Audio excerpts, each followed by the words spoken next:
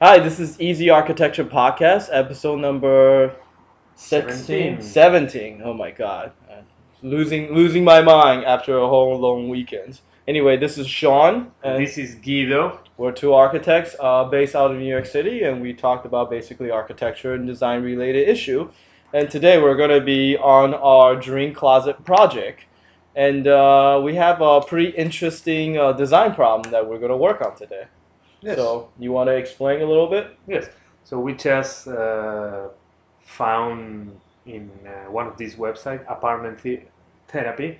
There is a question from somebody who basically has like a special condition closet, 2 feet deep Yeah. by 12 feet wide closet, and they don't know how to use it. And basically, we are trying to get an interested and creative idea just to help them. Right. It really echoed with us because, in New York City, there's so many old buildings. A special condition is really like the norm. It's weird. Yeah. Every single closet you encounter, every single layout you encounter, it's always weird. And oftentimes, with a condo co-op board, you can't really make changes very easily.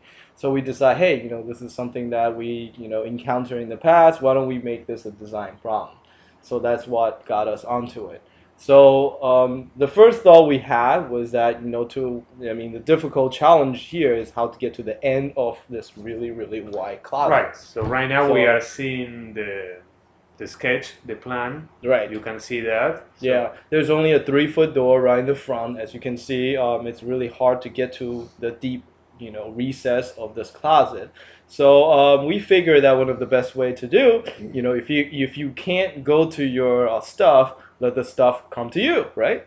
So we figure we will build some sort of movable shelving system, kind of like what you have in those old style library, if you still remember what a library is these days, and then I do. have the shelf move back and forth. Right. So you had some idea how to Yeah. make this work, right? Yeah, because it will be two cards, right? One in both ends, and then the only space, that we will have it's in the center. So then will be like one of the ones from the left end to the center. Then it will be able to access that way, and then the Right. opposite. So what we need to have is some kind of support that would be either on the floor, like a track in the floor, or a track on the ceiling. So this will be the best solution, we believe, just to have a track supported by the ceiling structure, and then from that track having not only supporting the cars but also having the electrical conduits just to have the lighting. So Right. And this also give us some like idea about design as well, because this kind of, the idea of this movable shelving system, mechanism involved is very modern. So and simple Yeah. and easy to do and practical for this space. Right. It's surprisingly easier than you think. I think the rail and truck system that we found was pretty, was not expensive. Require a little bit of customization, but it's not all that, really outrageous.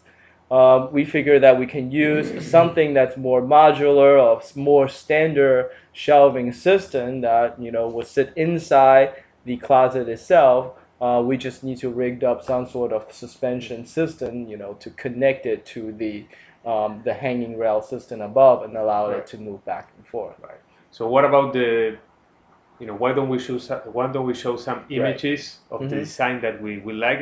You pointed out before that you have some images. Right. But This particular image was from, again, one of these modular systems. We really like it because of its modern look as well as simplicity. One of the things I like to point out here is that, as you can see, the side is completely open. We will probably have to, have it enclosed on the edges on the side, because of the fact that this is sort of a movable shelving system. So it needs a little bit more rigidity, but I like to keep the side like glass. Right. So we'll probably get a system very similar to this. This system is actually supported by the back wall with these vertical struts that actually has the shelving support that comes out. So we'll use something like this, but we'll attach a side glass transparent panel so you can actually see, straight down the closet what you have stored. Right. So there's a few other systems like this, but basically we like, the glossy, look in this particular case. We do need to have some kind of special arrangement for the lights here, I think. Right, and So- also the shelves should be some transparent, some way of having transparent, or at least with some space, just to give them more chance to actually see the stuff that they have, and Right. they don't have actually a lot of natural light in there. Mhm. So Yeah, but it is a pretty flexible, if it's properly set up, as you can see in the drawing that we're showing you right now. You see the shelving unit that's sitting on either side of the door, and you see sort of this dash line outline showing where they will move to if you need to access what's inside. And also another interesting little thing that we thought of is to have a smaller shelving unit that's attached on the inside of this door. So like when you close the door, it will go into where the dash line area is and take advantage of some additional storage space in there, so you're not wasting all that space. So anyhow, we thought that this is an interesting system. There's probably a few different way of doing it. There's a few other drawings that we're going to attach in the post as well, as you can see. But it's an interesting option that lets you store a good amount of stuff in this otherwise awkward layout in the yes, closet. definitely. And we would like to hear your comments and to Right. see if there is any particular condition that you have, and you will like us to check. So Right, exactly. If you send have us- yeah. another bizarre closet challenge, we'll love to meet it.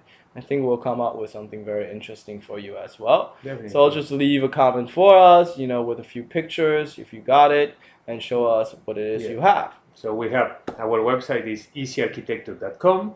Mhm. We are Guido And Sean, until next week, bye bye. next week. Bye bye.